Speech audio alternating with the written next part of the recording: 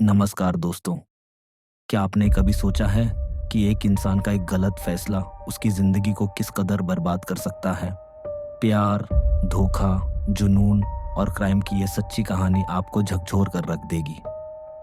ये कहानी है एक साधारण इंसान की, जिसने अपने परिवार के लिए सपनों का शहर मुंबई चुना, लेकिन एक खतरनाक गैंगस्टर की नज़रों में आ जाने से उसकी ज़िंदगी पूरी तरह बिखर गई। ये सिर्फ एक प्रेम प्रसंग नहीं, बल्कि एक साजिश, एक जुनून और एक जानलेवा खेल की कहानी है। तो चलिए शुरुआत करते हैं इस रोंगटे खड़े कर देने वाली हकीकत से। सोचिए, अगर आपको अचानक एहसास हो कि जिस इंसान पर आप आंख मूंद कर भरोसा कर रहे हैं, वही आपकी जिंदगी बर्बाद करने पर तुला है। अगर आपको अचानक पता चले कि आपकी मौत की साजिश रची जा चुकी है, क्या आप बच पाएंगे? क्या सच की जीत होगी या अपराध की साजिशें कामयाब हो जाएंगी? इस कहानी का अंत आपको चौंका कर रख देगा। आज की कहानी मुंबई की है। मुंबई के पास ही डोंबिवली है, जहां आदित्य का परिवार रहता था। राजस्थान के झालावाड़ जिले में जन्मे आदित्य का परिवार पीढ़ियों से किराने का व्यापार करता आ रहा था, लेकिन आदित्य की सोच अलग थी। वह सिर्फ अपने पुश्तैनी कारोबार तक सीमित नहीं रहना चाहता था, बल्कि कुछ बड़ा और खास करना चाहता था। अपनी महत्वाकांक्षाओं को हकीकत में बदलने के लिए उसने 2018 में एक बड़ा कदम उठाया। आदित्य ने अपनी खूबसूरत पत्नी कविता और 2 प्यारे बच्चों के साथ मुंबई का रुख किया। यहाँ आकर उसने डोंबिवली में किराने की दुकान खोल ली, जो उसके गहरे अनुभव और अच्छे व्यवहार के कारण जल्द ही अच्छी चलने लगी।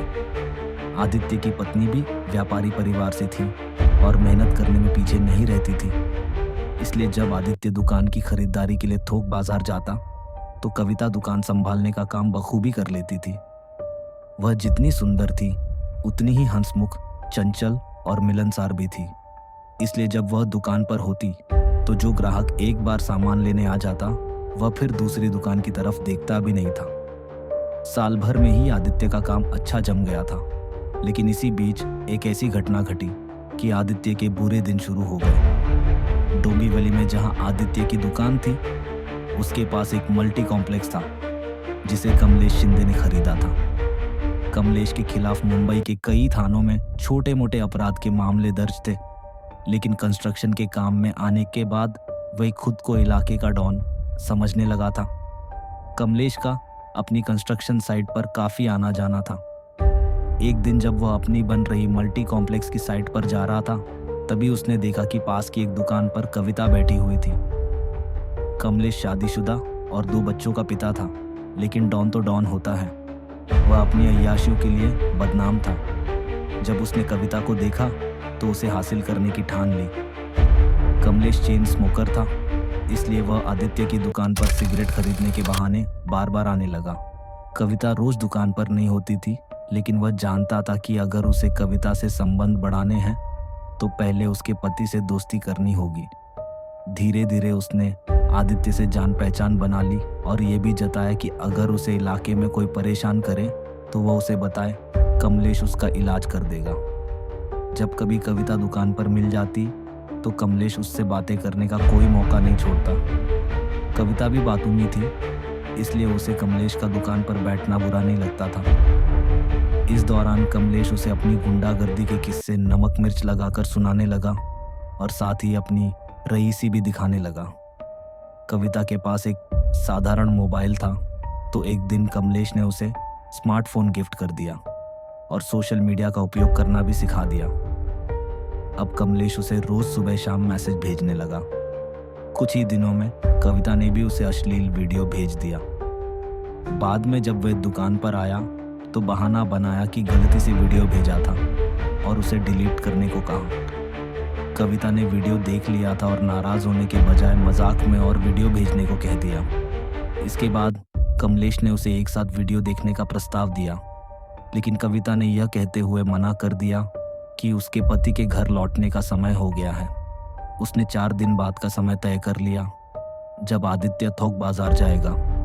4 दिन बाद कविता ने मौका पाकर कमलेश को घर बुला लिया। पहले से तैयार कमलेश तुरंत वहां पहुंच गया और दोनों अनैतिक संबंधों में लिप्त हो गए।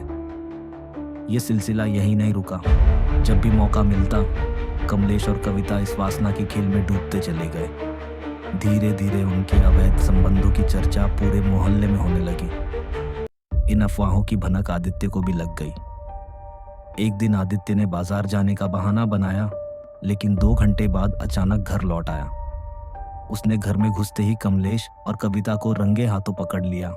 कमलेश, जो खुद को बड़ा डॉन समझता था, डरने के बजाय आदित्य को धमकाने लगा, हम दोनों के बीच मत आना, वरना तेरे लिए अच्छा नहीं होगा। दूसरी तरफ कविता रोते हुए आदित्य से माफी मांगने लगी और कहा, ये सब मेरी मर्जी से नहीं हुआ। कमलेश ने मुझे रिवॉल्वर की नोक पर धमकाकर जबरन संबंध बनाए। वह तुम्हें जान से मारने की धमकी देता था, इसलिए मैं मजबूर थी। आदित्य समझ गया कि अब मुंबई में रहना ठीक नहीं है। उसने चुपचाप एक रात अक्टूबर 2020 में पूरा सामान ट्रक में भरकर अहमदाबाद जाने का फैसला किया। वहां जाकर उसने टिफिन सेंटर खोल लिया, लेकिन यह काम नहीं चला तो वह दिसंबर में जयपुर चला गया। दूसरी तरफ कविता के चले जाने से कमलेश पागल हो गया। उसने उस ट्रक का पता लगाया जिसमें आदित्य का सामान गया था। अहमदाबाद पहुंचकर उसे पता चला कि कविता जयपुर चली गई है। ये जानकारी मिलते ही कमलेश जयपुर पहुंच गया और कविता से मिला। कविता भी कमलेश की दीवानगी देखकर खुश हो गई और उसने फिर से उसके साथ रहने का फैसला कर लिया। अब कमलेश हवाई जहाज से जयपुर आने लगा। आदित्य को इस बारे में जानकारी न लगे, इसलिए उसने कविता को एक नया मोबाइल और सिम कार्ड दिलवा दिया।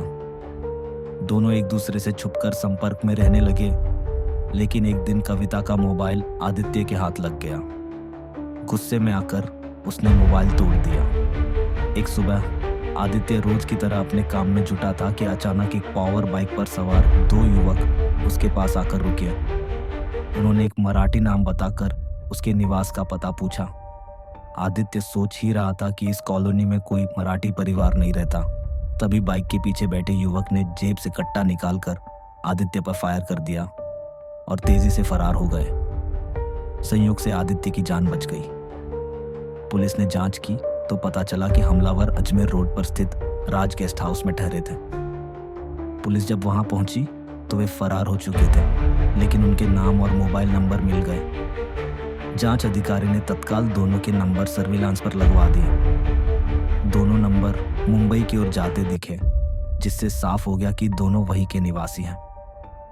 आदित्य से पूछताछ करने पर उसने बताया कि 2 साल पहले तक वह मुंबई के डोंबिवली में किराना दुकान चलाता था और कमलेश शिंदे नामक बदमाश से उसका विवाद हुआ था। पुलिस को जल्द ही पता चल गया कि कमलेश ही हमले के पीछे था। अब देखना यह था कि पुलिस इस अपराधी को कैसे पकड़ती है। कमलेश के खिलाफ सबूत इकट्ठा करने के लिए पुलिस ने उसका कॉल रिकॉर्ड खंगाला और उसके संपर्कों की जांच शुरू कर दी। इस दौरान पता चला कि हमलावरों को जयपुर भेजने में कमलेश के एक खास आदमी का हाथ था। पुलिस ने उस व्यक्ति को दबोच लिया और सख्ती से पूछताछ की। जल्द ही उसने सच उगल दिया कि हमलावरों को मुंबई वापस बुलाया गया था और कमलेश ने ही इस हमले की साजिश रची थी। जयपुर पुलिस ने मुंबई पुलिस से संपर्क किया और संयुक्त अभियान के तहत कमलेश को पकड़ने के लिए जाल बिछाया। कमलेश इस बीच फरार होने की फिराक में था, लेकिन उसकी लोकेशन ट्रैक कर ली गई। एक दिन जब वह अपने किसी करीबी से मिलने के लिए निकला, तभी पुलिस ने उसे धर दबोचा। पूछताछ के दौरान कमलेश ने पहले तो मुकरने की कोशिश की, लेकिन पुलिस के पास उसके खिलाफ पुख्ता सबूत थे। आखिरकार उसने कबूल कर लिया कि उसने आदित्य पर हमले की साजिश रची थी। पुलिस ने उसे गिरफ्तार कर कोर्ट में पेश किया, जहां उसे न्यायिक हिरासत में भेज दिया गया। इस पूरे घटनाक्रम के बाद आदित्य ने राहत की सांस ली, लेकिन उसके जीवन में आए इस तूफान ने उसे अंदर तक झकझोर दिया था। उसने तय किया कि अब वह जयपुर में ही नई शुरुआत करेगा और अपनी गलतियों से सबक लेते हुए आगे बढ़ेगा। अगर आपको ये कहानी पसंद आई हो तो वीडियो को लाइक करें, शेयर करें और चैनल को सब्सक्राइब करना न भूलें। आपके एक लाइक और कमेंट से हमें ऐसी और दमदार कहानियाँ लाने की प्रेरणा मिलती है। तो जल्दी से कमेंट करके बताइए, क्या आपने कभी ऐसा वाकया सुना या देखा है।